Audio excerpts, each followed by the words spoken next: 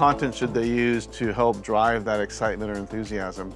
Oh, that's great. I think there's so much different content that you can use to help generate that excitement. So like, you do your initial event launch and you may come up with some really cool creative branding and theming, but it's really important to like follow up on that. So, the overall event may have a certain objective or aim, but within the event, there may be certain categories that, are attractive to certain segments of your attendees. So being able to kind of break those things out and specifically target people who may be interested in those pieces of it. Yeah, I think giving it to them in drips where, it's not one big agenda where you're announcing your whole event and you have everything. Yes. I think today's, consumer likes to, enjoys getting things kind of in more smaller versions. And so announce one of your presenters and then maybe a couple weeks later announce another one of your keynote presenters. Or maybe, throw in a little bit of content from the last event, maybe the most exciting moment or the most funny moment that occurred.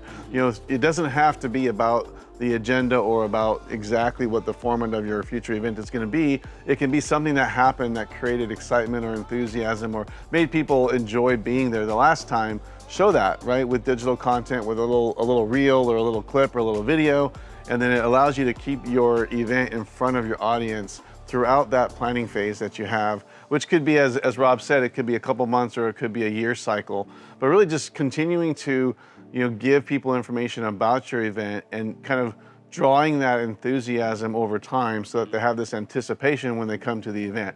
So then they get to the event, what happens now, so you kind of promoted it, we've had the hashtags, we've done Instagram posts, we've done LinkedIn articles, we've created this kind of excitement for the event and your attendee count is growing. What can you do kind of in the digital environment on site?